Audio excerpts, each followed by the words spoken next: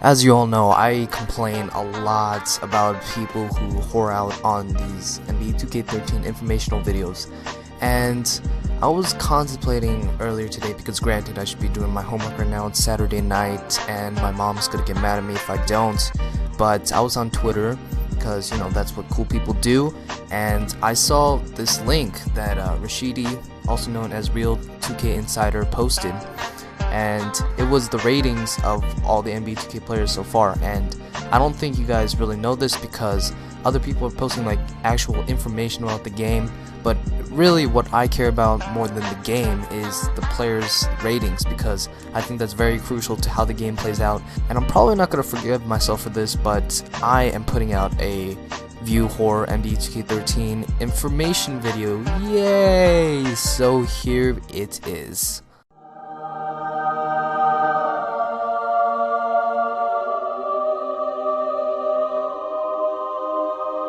Hold up, Monte Ellis is an 86 overall? What the f? So, I could just give you this information and then just leave, creating only a 1 minute and 30-second video, but instead I'm gonna give you an analysis of what I think each player's ratings is and should be and what's not. So we move on, where we start with the point guards. I think Rajon Rondo's rating's a little bit high, just because his shooting ability is not great, and I think shooting ability does determine a lot in the 2K ratings. With Derrick Rose and CP3, I think their ratings are about right. They're both all-stars. CP3 a gold medalist. I think he is a 2-time gold medalist. He won in 2008 as well.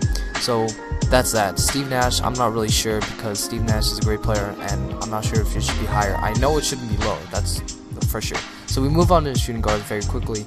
Michael Jordan should definitely be a 99 because he is, like, honestly, the best player of all time.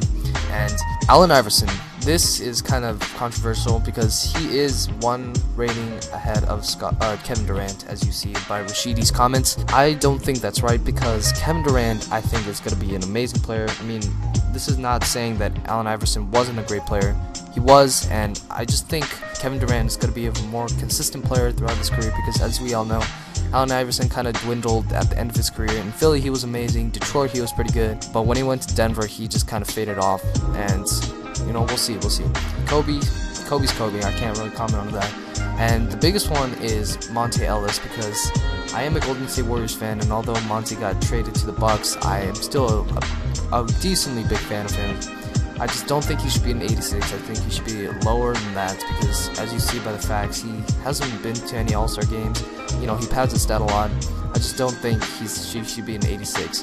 Tyreek, I think he should be a little lower, because he's not at that Rookie of the Year pace or level as he was. And with Dion Waiters and Austin Rivers and all the rookies, I don't know how they play at the NBA level, so I'm not going to comment on their ratings. So move on to the small forwards. We go to Kevin Durant. Like I said, same thing with Allen Iverson. I think Kevin Durant should be a little bit higher. He is going to be a monster in the NBA. And the biggest thing that's really popped out to me was that Scottie Pippen is the same as Carmelo Anthony. I mean, you are talking about the guy that helped the Bulls to a couple of their championships. I mean, obviously, Michael Jordan was a great player, but Scottie Pippen was the defensive force within the Bulls. Dennis Rodman was great, Luke Longley, everybody, but I feel like Scottie Pippen was just that backbone to the Bulls defense, and to have someone who complains their way out of their city, I don't think that's right. And Jared Dudley, I don't know, maybe he should be a little bit lower, but he's a killer from outside. So we move on to the power forwards. Kevin Love, in my opinion, is about right. Blake Griffin is a little bit too high in my opinion, and I think a lot of people who watch the NBA can agree with me on this, except Clippers fans, that I think the only thing that Blake Griffin can do is just dunk on people, or when I say dunk, I mean throw the ball into the hoop.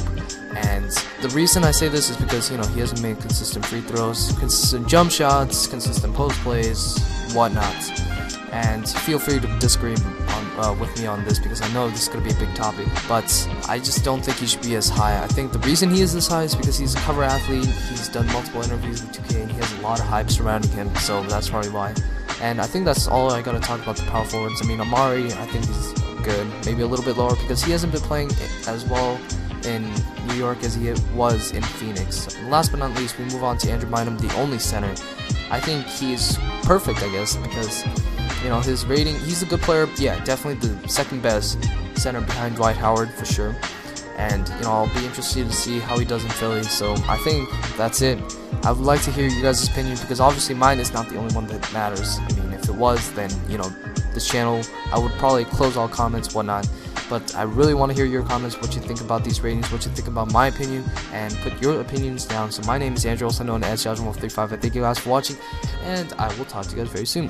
Have a nice day. Peace out.